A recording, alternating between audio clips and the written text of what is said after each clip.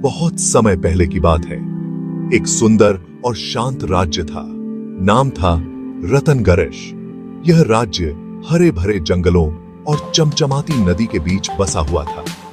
यहाँ सब लोग बहुत खुश थे। हर कोई अपने जीवन से संतुष्ट था और एक दूसरे की मदद करता था। सब शांति से रहते थे। गांव में हर तरफ खुशहाली और समृद्धि का माहौल था। यहाँ के राजा थे खुदा दोस्त, बहुत दयालु थे। वे हमेशा अपने प्रजा की भलाई के बारे में सोचते थे।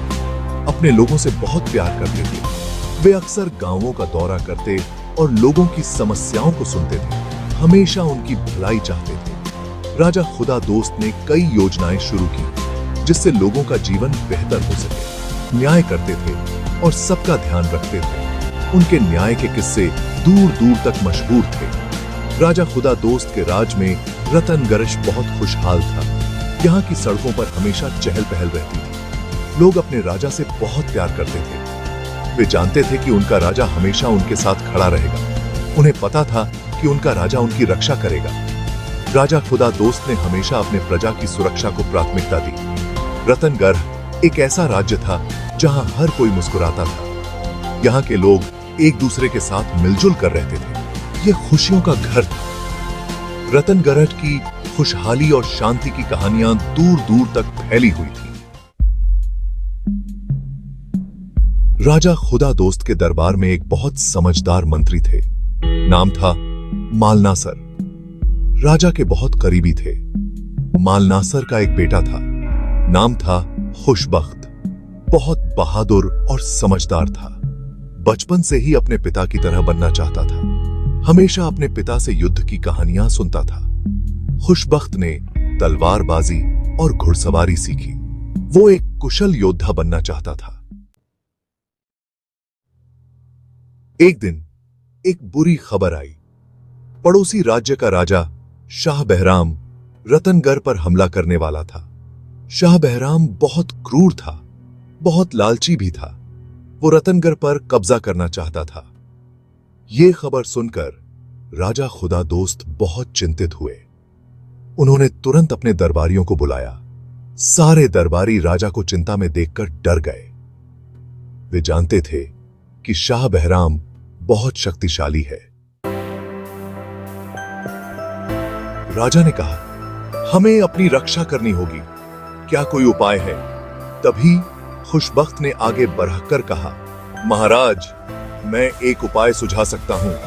सबकी निगाहें खुशबख्त पर टिक गईं। राजा ने कहा, बोलो खुशबख्त, तुम्हारे पास क्या उपाय है?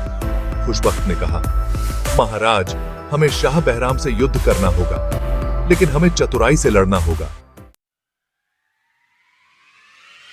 खुशबख्त ने अपनी योजना राजा को बताई।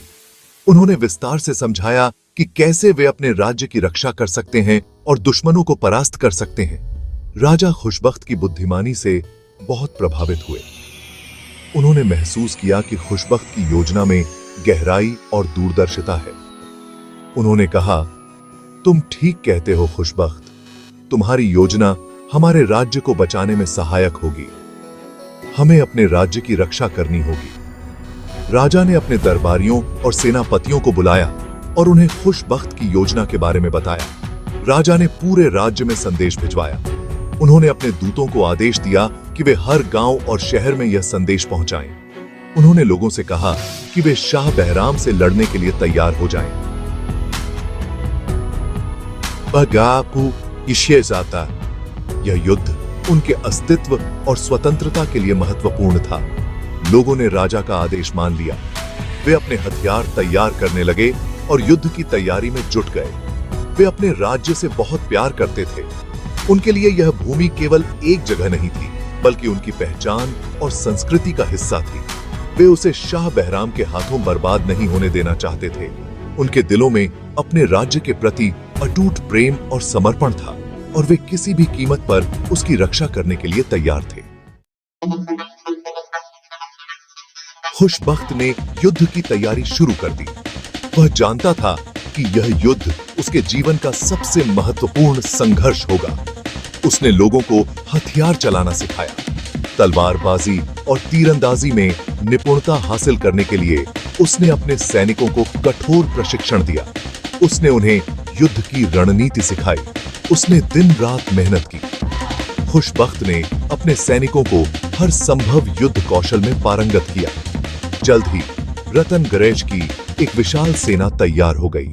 यह सेना अनुशासन और साहस का प्रतीक बन गई। वे सभी खुशबख्त के नेतृत्व में लड़ने के लिए तैयार थे। उनके दिलों में अपने राज्य और अपने लोगों के प्रति अटूट प्रेम था। खुशबख्त जानता था कि यह युद्ध आसान नहीं होगा। उसे हर कदम पर चुनौतियों का सामना करना पड़ेगा, लेकिन वह अपने राज्य और अपने लोगों की रक्षा के लिए कुछ भी करने को तैयार था।